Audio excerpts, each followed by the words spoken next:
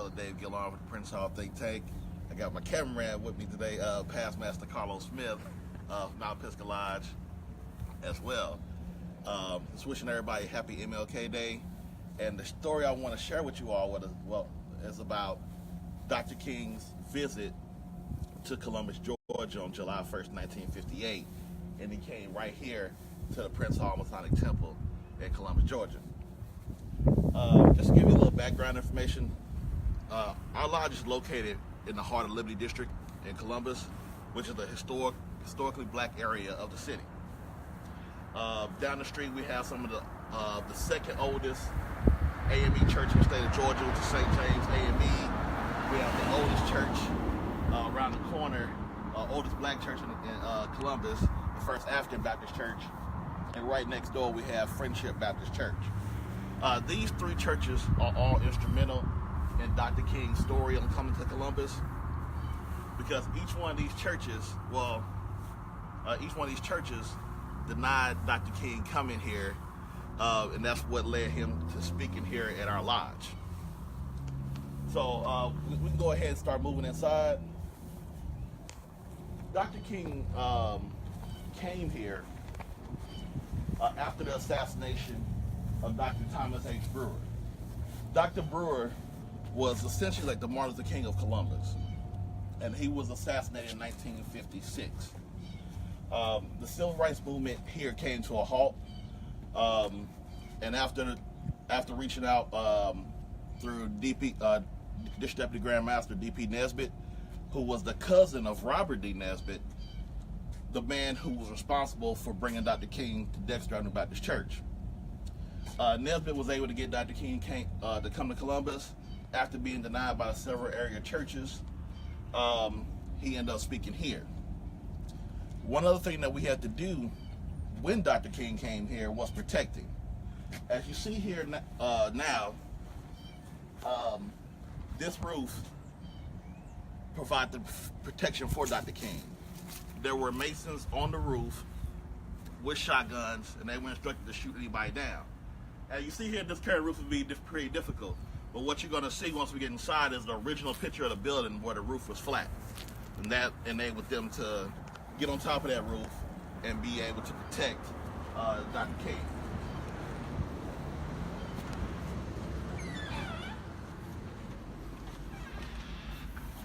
All right, as we move inside, we have several pictures of past Grand Masters and people that were instrumental in the Prince Hall Ministry in the state of Columbus, including our current District Deputy Grand Master, Matthew Bonham. And going down the hall, we're going to enter into Thomas Auditorium. This is where Dr. King speaks. Thomas Auditorium was named after Brother Haley Thomas, who was a good friend of past Grand Master John Wesley Dobbs. One thing that you can notice about Brother Thomas is he can pretty much pass for being white. I believe this was a technique done by Dobbs. He had several friends in large cities who could pass for being white, and that's a story for a different time.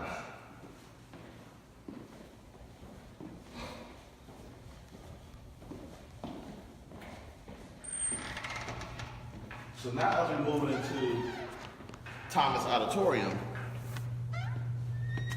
this is the stage where Dr. King spoke on July 1st, 1958. The stage itself is original. This podium is original from 1958, and the mic stand is original as well. It is a different mic. So these are all original items from when Dr. King spoke. The picture here, and if you've seen the movie Terra Masonica, we talked about this story as well. Right here in this corner is a sister by the name of Miss Minnie Wimbish. She is still living, and she tells a story about Dr. King coming and speaking in this room. Also in this picture we have D.P. Nesbitt, and we have past Grand Master John Wesley Dobbs, along with Dr. King standing behind the podium. We also have, this is a blow-up of the original program from that night. It was hosted by Sons of King Solomon, Lodge number 358. That's the lodge that D.P. Nesbitt belonged to. All right, so when Dr. King wanted to come here, the first place that he tried to go was St. James AME, which remember earlier was the second oldest AME church in the state of Georgia. They publicly voted 9-5 to deny Dr. King coming. They were scared of their church being bombed. Same thing with First African. Friendship, which is right next door, agreed to it. Well, initially denied it, then agreed to it, but we ended up taking up, allowing him to come here to speak anyway. And this is the aforementioned Dr. Thomas H. Brewer, who was pretty much the Martin Luther King Columbus, who was assassinated in 1956. So once Dr. King announced that he's going to come here and speak, the bomb threats started to come in. The Klan had already made threats to bomb any place that will allow Dr. King to speak. This is why we had to provide security.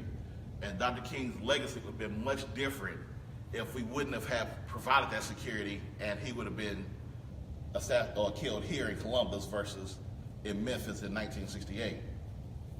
So Dr. King comes in here and speaks. As Sister Wimbish stated, that the meeting was very peaceful, and despite the amount of bomb threats, this entire room was packed. And there were no incidents here at the lodge. Even though the Klan did come and made the threats to bomb the building, once they seen the men on the roof with the shotguns, they backed away. But that night, Miss Essie Mae Ellison had her house bombed. She just so happened to make the mistake of being a black woman who lived in a white neighborhood. I'm gonna upload the FBI report to the group right after this video ends, so you all will see that the FBI did investigate it, but they concluded that the bombing was really created by Dr. King. And it's kind of sad that they tried to put that on him. But Dr. King's visit, even though he made in his lifetime only one official visit to the city of Columbus, and he spoke right here in this building, that story isn't really well known. But his visit did have positive results. The civil rights movement was restarted.